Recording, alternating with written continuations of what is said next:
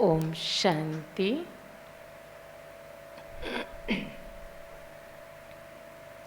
सभी मिलकर 3 बारी ओम शांति करेंगे।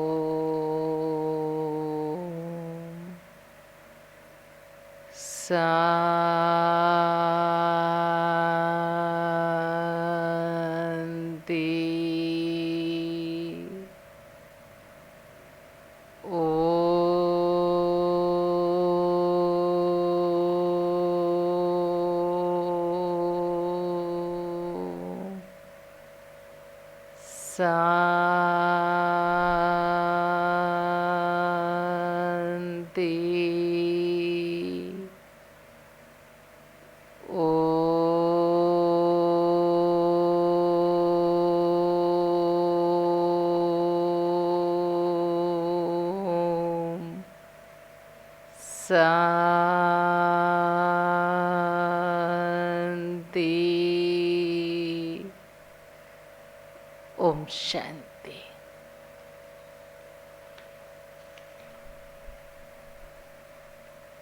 आज बाबा की 23 तारीख की महावाक्य।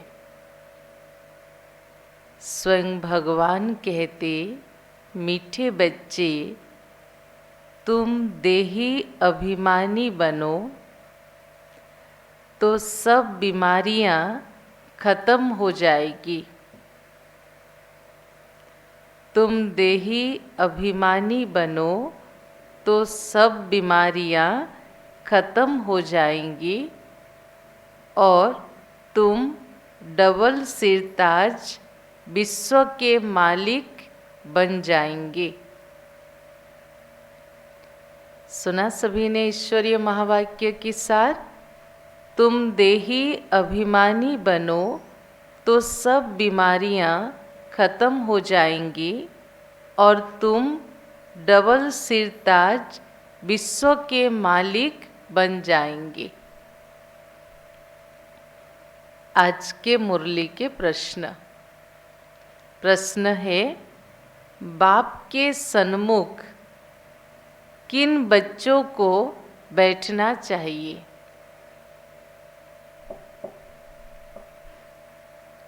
बाप के सन्मुख किन बच्चों को बैठना चाहिए? किन बच्चों को? जब भगवान आके मुरली सुना रहे हैं तो बाबा के सामने कौन बच्चे बैठना चाहिए? तो उत्तर में बाबा कहते, जिन्हें ज्ञान डांस करना आता है। ज्ञान डांस करने वाले बच्चे जब बाप के सन्मुख होते हैं तो बाबा की मुरली भी ऐसी चलती है। अगर कोई सामने बैठ इधर उधर देखते तो बाबा समझते वह बच्चा कुछ भी समझता नहीं है। बाबा ब्राह्मणियों को भी कहेंगे, तुमने यह किसको लाया है? जो बाबा के सामने भी उबासी देते हैं। बच्चों को तो ऐसा बाप मिला है जो खुशी में डांस करनी चाहिए। तो सुना आज की प्रश्न उत्तर। बाबा के कहने का भाव है, जिनको भगवान पढ़ा रहा है और इस पढ़ाई अनमोल ज्ञान रतन के प्रति जिसके मन में सम्मान भाव हो, भगवान पढ़ा रहा है, ये श्रेष्ठ स्मृति हो, नशा हो, ऐसे बच्चे बाबा के सामने बैठना चाहिए। बाबा के सामने बैठ के इधर उधर देखे, शरीर के भी पोस्चर हिलता रहे, मन बुद्धि भी हिलता रहे, खुशी ना आए, उबासी आए, तो ये तो हम सुप्रीम टीचर परमात्मा की इंसल्ट कर रहे हैं ना। तो बाबा क्या कहते थे? फिर बहनों को कहते थे, मधुबन जो ग्रुप लेके जाते थे, कि तुमने किसको लेके आया है? इसलिए जब मुरली सुनते हैं तो सभी अटेंशन से, ध्यान पूर्वक, बड़े खुशी उमंग से आंख कान खुला करके मुरली सुननी है। गीत है दूर देश का रहने वाला, आया देश पर आया। ओम शांति। मीठे मीठे बच्चों ने गीत सुना। रूहानी बच्चे समझते हैं कि रूहानी बाबा जिसको हम याद करते आए हैं, दुख हरता सुख करता, वह तुम मात पिता हम बालक तेरे, फिर से आकर हमको सुख घनेरे दो, हम दुखी हैं, यह सारी दुनिया दुखी है। हम किसके सामने बैठे हैं कि जो भगवान को हमने भक्ति मार्ग में पुकारा, हे दुख हरता सुख करता, हे मात पिता तुम्हारी कृपा से हमें सुख मिला है, अभी हम दुखी हैं, क्योंकि यह है कलयुगी पुरानी दुनिया। पुरानी दुनिया अथवा पुराने घर में इतना सुख नहीं हो सकता जितना नई दुनिया नए घर में रहता है। तुम बच्चे समझते हो हम विश्व के मालिक आदि सनातन देवी देवता थे। हमने ही 84 जन्म लिए हैं। बाप कहते बच्चों तुम अपने जन्मों को नहीं जानते हो। ये तो सत्य है ना। यहाँ आने के पहले हम अपने बारे में नहीं जानते थे, ना आत्मा के बारे में, ना जन्म मरण के बारे में, ना 84 जन्मों के बारे में, ना सृष्टि चक्र के बारे में। तो बाबा कहते बच्चों तुम अपने जन्मों को नहीं जानते हो कि कितने जन्म पाठ बजाया है। मनुष्य समझते 84 लाख पुनर्जन्म है। एक एक पुनर्जन्म कितने वर्ष का होगा? फिर 84 लाख के हिसाब से तो सृष्टि चक्र बहुत बड़ा हो जाए। अगर 84 जन्म में 5000 वर्ष, तो 84 लाख जन्म में सोचो कितना बड़ा सृष्टि चक्र होगा। तुम बच्चे जानते हो हम आत्माओं को बाप पढ़ाने आए हैं। हम भी दूर देश के रहने वाले हैं, हम कोई यहाँ के रहने वाले नहीं हैं। सिर्फ बाबा दूर देश के रहने वाला नहीं है, हम सभी आत्माएं दूर देश के रहने वाले। कौन सा देश? परम धाम।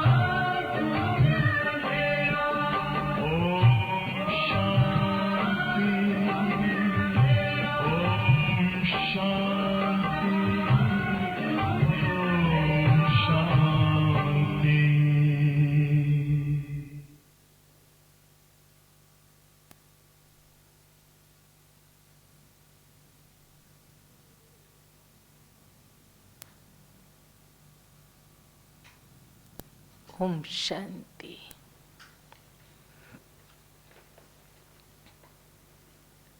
तो बाबा क्या कह रहे थे, हम कोई यहाँ के रहने वाले नहीं हैं, यहाँ हम पाठ बजाने आए हैं। हम सभी आत्माएं बाप को भी हम परम धाम में याद करते हैं। अभी इस पराई देश में आए हैं। शिव को बाबा कहेंगे, रावण को कभी बाबा नहीं कहेंगे। भगवान को बाबा कहेंगे। बाबा माना बाप। बाप की महिमा अलग है। 5 विकारों की कोई महिमा करेंगे क्या? देह अभिमान तो बहुत बड़ी बीमारी है। हम देही अभिमानी बनेंगे तो कोई बीमारी नहीं रहेगी। हम देही अभिमानी बनेंगे तो कोई बीमारी नहीं रहेगी और हम विश्व के मालिक बन जाएंगे। यह बातें तुम्हारी बुद्धि में है। तुम जानती हो शिव बाबा हम आत्माओं को पढ़ाते हैं। जो भी और इतने सत्संग आदि है, कहाँ भी ऐसे नहीं समझेंगे कि हमको बाबा आकर राजयोग सिखलाएंगे। यहाँ इस ईश्वरीय विश्वविद्यालय में हम बच्चों की बुद्धि में क्या है कि यहाँ स्वयं भगवान आकर हम आत्माओं को पढ़ाते और विश्व के मालिक बनाते, पवित्र शतोप्रधान बनाते, हमारे 21 जन्मों का भाग्य बनाते। लेकिन दुनिया में जितने भी सत्संग है वहाँ किसी की बुद्धि में नहीं रहता कि स्वयं भगवान आकर हमें यहाँ राजयोग की पढ़ाई पढ़ाते हैं। राजाई के लिए पढ़ाएंगे। राजा बनाने वाला तो राजा ही चाहिए ना। तो पूरे विश्व संसार के राजा माना मालिक स्वयं भगवान हमें यहाँ राजा बनाते हैं। सर्जन पढ़ाकर आप समान सर्जन बनाएंगे। अच्छा, डबल सिरताज बनाने वाला कहाँ से आएगा? जो हमको डबल सिरताज बनाए। इसलिए मनुष्य ने फिर डबल सिरताज कृष्ण को रख दिया। परंतु कृष्ण कैसे पढ़ाएंगे? जरूर बाप संगम पर आए होंगे, आकर राजाई स्थापन की होगी। तो यहाँ भगवान कह रहे यहाँ पढ़ाने वाला कोई देहधारी नहीं है। यहाँ हमें पढ़ाने वाला स्वयं विदेही निराकार ज्योति स्वरूप परमात्मा शिव है, जिन्होंने कृष्ण को भी ऐसे ऊंच श्रेष्ठ बनाया। जिसलिए भगवान को नहीं जानने के कारण भगवान के बाद नेक्स्ट टू देहधारी भगवान के रूप में श्री कृष्ण और श्री राम जी की इतनी महिमा होती है। लेकिन उनको बनाने वाला स्वयं परमात्मा है।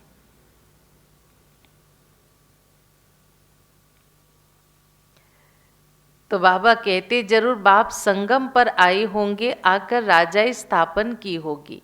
बाप कैसे आते हैं यह तुम्हारे सिवाय और कोई की बुद्धि में नहीं होगा। दूर देश से बाप आकर हमको पढ़ाते हैं, राजयोग सिखलाते हैं। बाप कहते मुझे कोई लाइट व रतन जड़ित ताज नहीं है। वह कभी राजा ही नहीं पाते नहीं, डबल सिरताज बनते नहीं, औरों को बनाते। क्योंकि भगवान कोई मनुष्य नहीं है, कोई देवता नहीं है। तो भगवान कहता मुझे कोई रतन जड़ित मुकुट नहीं पहनना है, पवित्रता के ताज लेके नहीं घूमना है, मुझे कभी राजा नहीं बनना है। मैं औरों को राजाओं का राजा बनाने आता हूँ। बाप कहते हम अगर राजा बनता तो मुझे रंक भी बनना पड़ता। सृष्टि के नियम है, हर उत्थान की एक दिन पतन होगा, हर पवित्रता की एक दिन अपवित्रता की सीढ़ी उतरनी पड़ेगी, हर राजा को एक दिन गरीब बनना पड़ेगा। क्योंकि चक्र है सुख दुख हानि लाभ जय पराजय की। भारतवासी राव थे, अब रंक हैं। राव माना राजा थे, साहूकार थे, अब रंक माना फकीर, गरीब बन गए। तुम भी डबल सिरताज बनते हो तो तुमको बनाने वाला भी डबल सिरताज होना चाहिए, जो फिर तुम्हारा योग भी लगे। हमारा लक्ष्य है कि हम लक्ष्मी नारायण जैसा बनेंगे, तो हमें जो सिखाएगा बनाएगा वो उनसे भी श्रेष्ठ होगा। तब तो उनकी याद से हम ऐसे बन सकते हैं, उनके डायरेक्शन से हम ऐसे बन सकते हैं।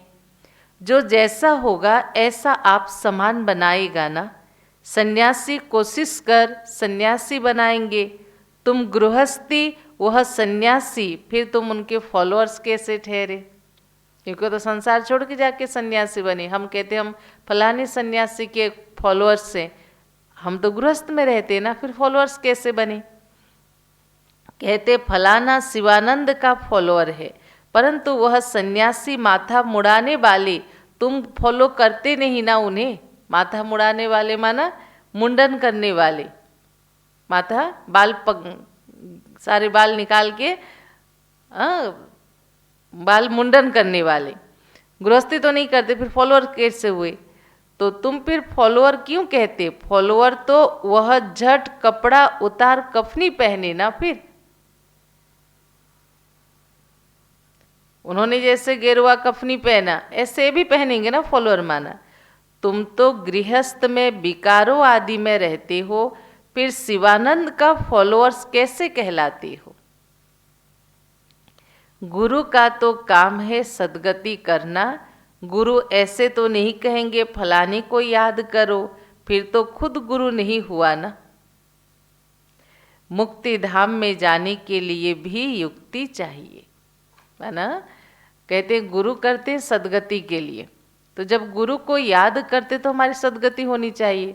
लेकिन संसार में मौजूद सभी गुरु कहते आप ईश्वर को याद करो, कोई कृष्ण के लिए, कोई राम के लिए, कोई किसके लिए इशारा करते हैं, फिर वो गुरु कैसे हुए?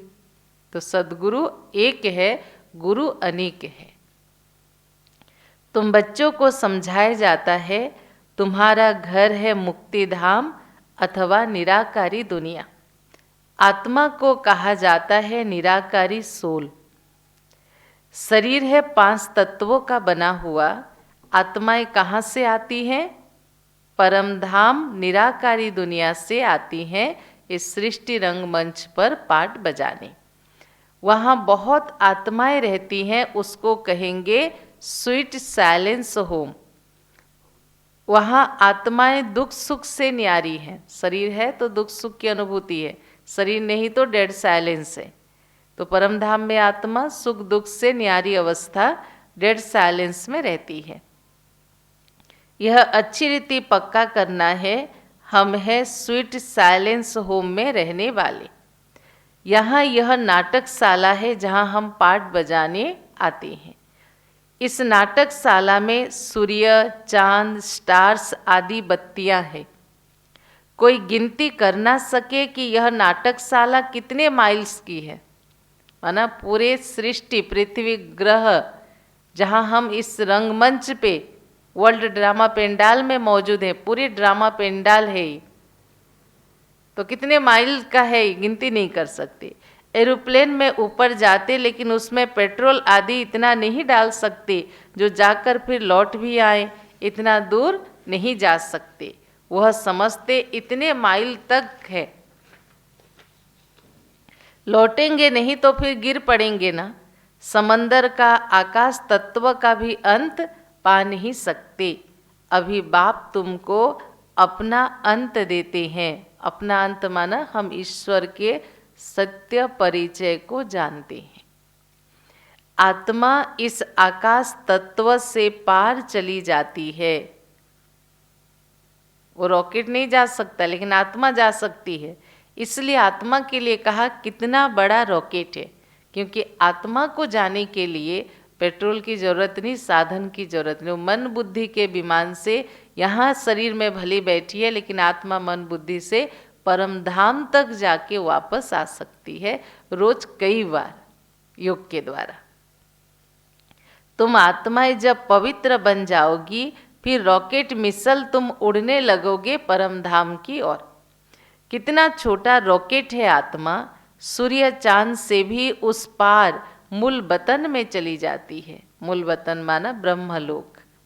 सूर्य चांद का अंत पाने की बहुत कोशिश करते।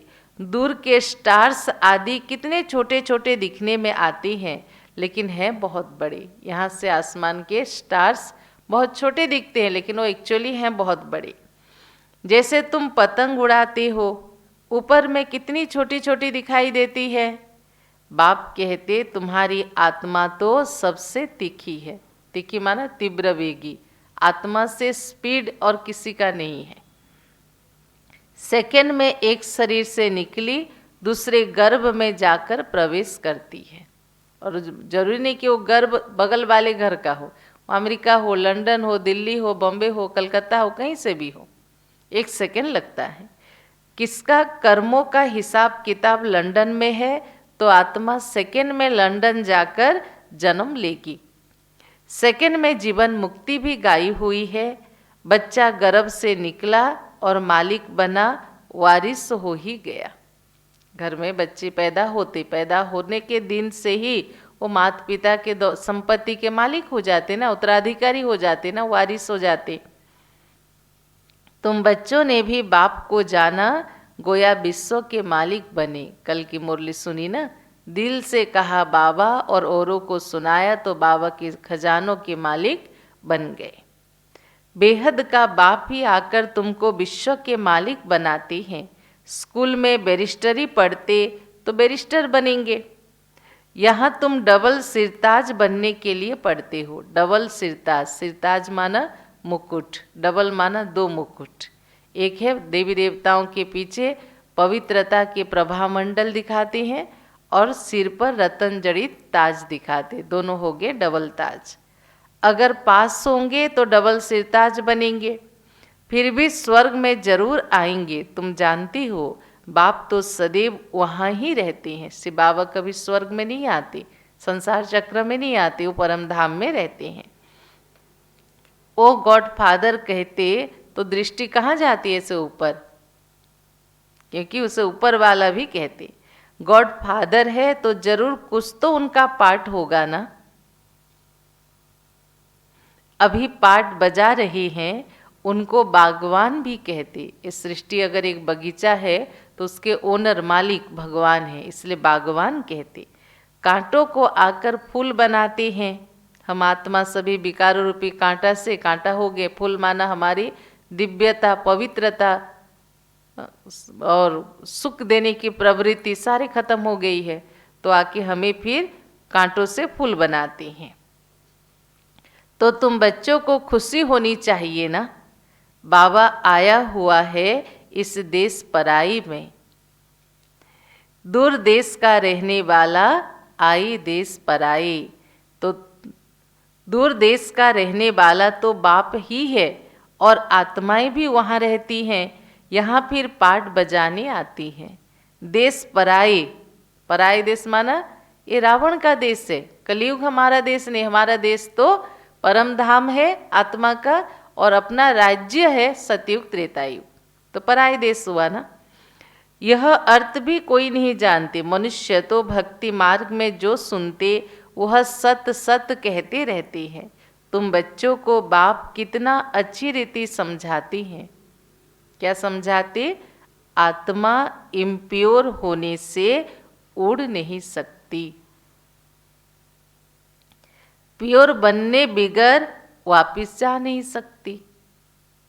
बिना पवित्रता से आत्मा पंछी उड़ के परम धाम नहीं जा सकती। तो संसार चक्र में आके आत्मा पवित्र बन गई है। इसलिए पराये देश में, इस पतित दुनिया में भगवान आए हैं पुनः आत्मा को पवित्र बनाने। इसलिए रामायण में दिखाया ना कि अयोध्या जाने से पहले सीता को अग्नि परीक्षा देनी पड़ी, क्योंकि वो रावण के देश में थी। तो अग्नि परीक्षा का अर्थ है ये योग अग्नि। योग अग्नि से ही आत्मा के जन्म जन्म के पाप कर्म मिटेंगे, आत्मा प्यूरिफाई होगी और फिर अपने घर परम धाम जा सकती है। प्योर बनने बिगर वापिस जा नहीं सकती। पतित पावन एक ही बाप को कहा जाता, उनको आना भी है संगम पर। तुमको कितनी खुशी होनी चाहिए, बाबा हमको डबल सिरताज बना रहे हैं। इससे ऊंचा दर्जा और कोई नहीं होता। बाप कहते मैं डबल सिरताज नहीं बनता हूँ, मैं आता हूँ एक बार पराये देश पराये शरीर में, क्योंकि भगवान का अपना शरीर नहीं। यह दादा भी कहते मैं शिव थोड़ी हूँ, मुझे तो लखीराज कहते थे। मैं सरेंडर हुआ तो बाबा ने मेरा नाम ब्रह्मा रखा, है ना। ब्रह्मा बाबा खुद कहते मैं शिव बाबा नहीं हूँ, मेरा नाम दादा लेखराज था, जिसको प्यार से लोग लक्की बाबू कहते थे। लेकिन जब भगवान ने मेरे तन में प्रवेश किया, मैं इसमें समर्पित हो गया सब कुछ, तो भगवान ने मेरा नाम रखा प्रजापिता ब्रह्मा। मैं ब्रह्मा हूँ, लेकिन मेरे अंदर परमात्मा के ज्ञान सुनाते, पर मैं परमात्मा नहीं हूँ। इसमें प्रवेश कर इनको कहा, तुम अपने जन्मों को नहीं जानते। भगवान ने कहा ब्रह्मा को कि हे बच्चा, तुम अपने जन्मों को नहीं जानते। 84 जन्मों का भी हिसाब होना चाहिए ना। सतयुग में 8 जन्म, त्रेता में 12 जन्म, द्वापर में 21 जन्म, कलयुग में 42 जन्म, संगम पर 1 जन्म, 84 जन्म। वो लोग तो 84 लाख कह देते, जो बिल्कुल इम्पॉसिबल है। कौन कह रहे? भगवान। 84 लाख जन्मों का राज समझाने में सैकड़ों वर्ष लग जाएं, याद भी पढ़ ना सके। अभी भी कितने बाबा के बच्चों को पूछो 84 जन्म कैसे, कौन से युग में कितने जन्म, आज भी पूछो तो भी याद नहीं रहेगा। 84 लाख का हिसाब सोचो, याद भी पढ़ ना सके। 84 लाख योनियों में पशु पंछी आदि सब आ जाते। मनुष्य का जन्म दुर्लभ कहते हैं। क्यों कहते शास्त्र में? क्योंकि कहा बहुत जन्म पशु पंछी के, कीड़े मकोड़े के योनि में भ्रमण करने के बाद एक इंसान जन्म मिलता।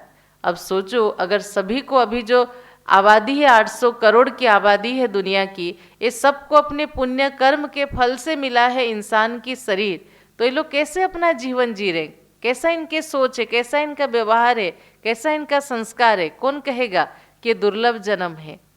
दुर्लभ जन्म है संगम युग का, जो भगवान के बच्चे बनते हैं, अपना भाग्य बनाने का सुनहरा मौका जिनको मिलता है। इसलिए बाबा ने कहा, जानवर थोड़ी नॉलेज समझ सकेंगे, तुमको बाप आकर नॉलेज पढ़ाते। खुद कहते मैं आता हूँ रावण राज्य में, माया ने तुमको कितना पत्थर बुद्धि बना दिया है। अब फिर बाप तुमको पारस बुद्धि बनाते हैं। उतरती कला में तुम पत्थर बुद्धि बनते हो, अब फिर बाप चढ़ती कला में ले जाते। नंबरवार तो होते ना, हर एक को अपने पुरुषार्थ से समझना है। मुख्य बात है याद। आप सभी योग कर रहे हो ना, भट्टी चल रही है। मुख्य बात है याद। रात को जब सोते हो तो भी यह ख्याल करो, कौन से चिंतन करो? बाबा हम आपकी याद में सोते हैं। सभी बाबा की याद में, बाबा को याद करके, दिन भर के सारी दिनचर्या बाबा को शेयर करके, प्यार से गुड नाइट करके सोते हो तो बाबा की याद में सोना है। पूरे दिन के बाइंड अप करके निश्चिंत होकर भगवान की गोद में उसकी याद में सोना है। गोया हम इस शरीर को छोड़ देते हैं। सोना माना उस समय क्षणिक मृत्यु कहेंगे आत्मा की। आत्मा की तो मृत्यु नहीं होती, शरीर से डिटैच। मृत्यु माने क्या? शरीर से अलग होना। सो जाना माना क्या? हम जैसे मर गए। तो बाबा कहते गोया हम इस शरीर को छोड़ देते, आपके पास आ जाते। ऐसे बाबा को याद करते करते सो जाओ, फिर देखो कितना मजा आता है। हो सकता है आपको साक्षात्कार भी हो जाए, परंतु इस साक्षात्कार आदि में खुश नहीं हो जाना। बाबा हम तो आपको ही याद करते हैं, आपके पास आने चाहते हैं। बाबा को तुम याद करते करते बड़े आराम से चले जाएंगे। हो सकता है सूक्ष्म वतन में भी चले जाओ, मूल वतन में जा नहीं सकोगे। अभी वापस जाने का समय कहाँ आया है। हाँ, साक्षात्कार हुआ बिंदी का, फिर छोटी छोटी आत्माओं का झाड़ दिखाई देगा। जैसे तुमको वैकुंठ का साक्षात्कार होता, ऐसे नहीं साक्षात्कार हुआ तो तुम वैकुंठ में चले गए, नहीं ना। उसके लिए तो फिर मेहनत करनी पड़ेगी। तुमको समझाया जाता, तुम पहले पहले जाएंगे स्वीट होम, यहाँ से कहाँ जाएंगे? परम धाम, फिर सतयुग में आएंगे। सब आत्माएं पाठ बजाने से मुक्त हो जाएंगी। जब तक आत्मा पवित्र नहीं बनी है तब तक जा नहीं सकती। बाकी साक्षात्कार से मिलता कुछ भी नहीं है। मीरा को साक्षात्कार हुआ तो क्या बैकुंठ में चली गई? नहीं ना। बैकुंठ तो सतयुग में होता है। अभी तुम यहाँ तैयारी कर रहे हो, किस लिए? बैकुंठ का मालिक बनने के लिए। बाबा ध्यान आदि में इतना जान ही नहीं देते, क्योंकि तुमको पढ़ना है। वो भी एक खेल पाल है, पढ़ाई नहीं होगी, योग नहीं होगा, इसलिए ध्यान दीदार में ज़्यादा बुद्धि नहीं चला। बाप आकर पढ़ाती हैं, सर्व की सद्गति करते हैं, विनाश भी सामने खड़ा है। बाकी असुरों और देवताओं की लड़ाई तो होती नहीं है, वह आपस में लड़ते हैं तुम्हारे लिए, क्योंकि तुम्हारे लिए नई दुनिया चाहिए ना। ना देवताएं लड़ाई करते ना ब्राह्मण करते हैं, असुरों का असुरों में लड़ाई होती है, ताकि ये दुनिया परिवर्तन की प्रक्रिया में वो मददगार बने तुम्हारे लिए। बाकी तुम्हारी लड़ाई माया के साथ है। तुम बहुत नामी ग्रामी वॉरियर्स हो, परंतु कोई जानते नहीं कि देवियां इतना क्यों गाई जाती हैं। अभी तुम भारत को योग बल से स्वर्ग बनाती हो, और उसमें भी भगवान ने कलश किसको दिया? माता बहनों को दिया। इसलिए साल भर में देखो, देवियों की जितनी पूजा होती है उतनी देवताओं की नहीं होती है। क्यों होती है? क्योंकि भगवान ने आगे माता बहनों को रखा। तुमको अब बाप मिल गया है, तुमको समझाते रहते, ज्ञान से नई दुनिया जिंदाबाद होती है। यह लक्ष्मी नारायण नई दुनिया के मालिक थे। अब पुरानी दुनिया है, पुरानी दुनिया का विनाश आगे भी मुसलों द्वारा ही हुआ था। महाभारत लड़ाई लगी थी, उस समय बाप राजयोग भी सिखा रहे थे। अब प्रैक्टिकल में बाप राजयोग तुम्हें सिखा रहे हैं। 5000 वर्ष पूर्व भी सिखाया था, अभी भी सिखा रहे हैं। बाप ही तुमको सच बताते हैं। सच्चा बाबा आते हैं तो तुम सदैव खुशी में डांस करते रहो। यह है ज्ञान डांस। हाथ पैर से डांस करना नहीं, ज्ञान के स्मरण करके खुशी में मन बुद्धि आत्मा नाचते रहना, खुशी में रहना, आनंद में रहना। तो जो ज्ञान डांस के शौकीन हैं उनको ही बाबा के सामने बिठाना चाहिए। इसलिए देखो, मधुबन में जब बाबा आते हैं सामने कौन बैठता है? दादियाँ, बड़े भाई बहन। क्यों बैठते हैं? क्योंकि उनको इतने उम्र होने के बावजूद भी पेन डायरी लेके बाबा के सामने बैठते हैं। जब बाबा आते हैं, दादी जानकी को देखा होगा, रमेश भाई जी को देखा होगा, बहुत सारे भाई बहनों को देखा होगा कि आज भी मुरली क्लास में पेन डायरी लेके बैठते हैं, एक एक लाइन चातरक होके देखते हैं। तो उनको बिठाना चाहिए। जो नहीं समझने वाले होंगे उनको उबासी आएगी, समझ जाते यह कुछ भी समझता नहीं है। ज्ञान को कुछ भी समझेंगे नहीं तो इधर उधर देखते रहेंगे। बाबा भी ब्राह्मणी को कहेंगे, कुछ भी हो बाबा किसको पकड़ेगा? ब्राह्मणी को, माना निमित्त बहनों को, कि तुमने किसको लेके आया है। जो सीखते हैं और सिखलाते हैं उनको सामने बैठना चाहिए, उनको खुशी होती है। जो खुद सीखते औरों को सिखाते हैं उनको पहले बिठाओ। बाबा कह रहे हैं हमको भी डांस करना है, यह है ज्ञान डांस। कृष्ण ने तो ना ज्ञान सुनाया ना डांस किया, मुरली तो यह ज्ञान की मुरली है।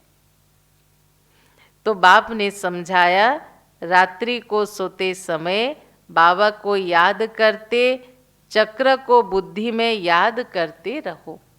ऐसे याद में सोना है। बाबा हम अब इस शरीर को छोड़ आपके पास आते हैं।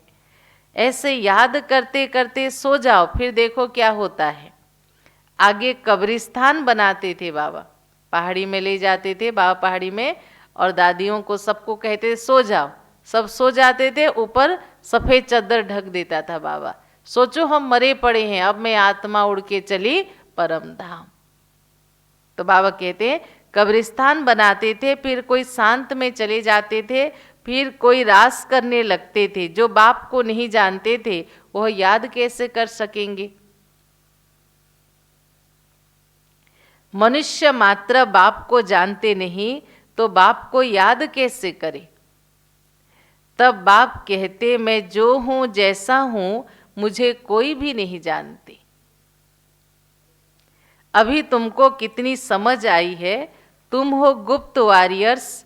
वॉरियर्स नाम सुनकर फिर उन्होंने क्या किया, देवियों को तलवार बाण आदि दे दिए। तुम वॉरियर्स हो योग बल के, योग बल से विश्व के मालिक बनते हो। बाहुबल से भल कोई कितनी भी कोशिश करे परंतु जीत पा नहीं सकते। भारत का योग मशहूर है, यह बाप ही आकर सिखलाते हैं, यह भी किसी को पता नहीं। उठते बैठते बाप को ही याद करते रहो। कहते हैं योग नहीं लगता, कई बच्चों के प्रश्न होते योग नहीं लगता। बाप कहते अरे योग अक्षर उड़ा दो, बच्चे बाप को याद करो। घर में बच्चों को अपने माँ बाप को याद करने में कोई मंत्र कोई तरकीब सीखना पड़ता है क्या? नेचुरल संबंध हो, मेरे माता पिता हम उसके बच्चे, पहले ये संबंध जोड़ो ना आत्मा का परमात्मा के साथ। शिव बाबा कहते मामे कम याद करो, मैं ही सर्वशक्तिमान हूँ। मुझे याद करने से तुम सतो प्रधान बन जाएंगे। जब सतो प्रधान बन जाएंगे तब फिर आत्माओं की बारात निकलेगी। बारात निकलेगी माना झुंड झुंड आत्माएं परमात्मा के पीछे परमधाम की ओर जाएंगे। जैसे मक्खियों की बारात होती है ना, यह है शिव बाबा की बारात। शिव बाबा के पिछाड़ी सब आत्माएं मच्छरों सदृश भागेंगी, बाकी शरीर सबके यहाँ खत्म हो जाएंगे। यह अंत के समय का दृश्य, रिटर्न जर्नी के समय का दृश्य। अच्छा, मीठे मीठे सिखिलधे बच्चों प्रति मात पिता बाप दादा का याद प्यार और गुड मॉर्निंग। रूहानी बाप की रूहानी बच्चों को नमस्ते। हम रूहानी बच्चों की रूहानी बाप दादा को पदम गुणा नमस्ते नमस्ते। ओम शांति ओम शांति। धारणा के लिए मुख्य सार, पहला पॉइंट, रात को सोने से पहले बाबा से मीठी मीठी बातें करनी है। बहुत बच्चे जो रात को बाबा की याद में बाबा को सब कुछ समर्पण करके सोते हो, वो हाथ उठाओ। बाबा हम इस शरीर को छोड़ आपके पास आते हैं, ऐसे याद करके सोना है। याद ही मुख्य है, याद से ही पारस बुद्धि बनेंगे। दूसरा पॉइंट, 5 विकारों की बीमारी से बचने के लिए देही अभिमानी रहने का पुरुषार्थ करना है। अथाह खुशी में रहना है, ज्ञान डांस करना है, क्लास में सुस्ती नहीं फैलाना है। सुना? आज की वरदान, त्रिकालदर्शी स्टेज द्वारा व्यर्थ का खाता समाप्त करने वाले, त्रिकालदर्शी स्टेज द्वारा व्यर्थ का खाता समाप्त करने वाले सदा सफलता मूर्त भव। विस्तार सुनेंगे। त्रिकालदर्शी स्टेज पर स्थित होना अर्थात हर संकल्प बोल व कर्म करने के पहले चेक करना है कि यह व्यर्थ है या समर्थ है ना? आगे पीछे सोच समझ के करना। व्यर्थ 1 सेकेंड में पद्मों का नुकसान करता है, समर्थ 1 सेकेंड में पद्मों की कमाई जमा करता है। सेकेंड का व्यर्थ भी कमाई में बहुत घाटा डाल सकता है, जिससे की हुई कमाई भी छिप जाती है। इसलिए एक कालदर्शी माना प्रेजेंट ओरिएंटेड ना होकर एक कालदर्शी हो कर्म करने के बजाय त्रिकालदर्शी स्थिति पर स्थित होकर करो तो व्यर्थ समाप्त हो जाएगा और सदा सफलता मूर्त बन जाएंगे। तो इसलिए वरदान क्या रहा? त्रिकालदर्शी स्टेज द्वारा व्यर्थ का खाता समाप्त करने वाले सदा सफलता मूर्त भव। प्रेजेंट ओरिएंटेड नहीं, आगे पीछे वर्तमान सबको सोच समझ के कर्म करना है। आज की स्लोगन, मान शान और साधनों का त्याग ही महान त्याग है। मान शान और साधनों का त्याग ही महान त्याग है। ओम शांति। तो सुना आज की मुरली। बाबा के सामने कौन से बच्चे बैठने चाहिए? जो ज्ञान डांस करना आता हो, जिनको ज्ञान का कदर हो, भगवान पढ़ा रहा है ये उमंग हो। उन बच्चों को जो खुद सीख के औरों को सिखाते, उनको बाबा के सामने बैठना चाहिए। ठीक है। ओम शांति। चलें बाबा को याद करें।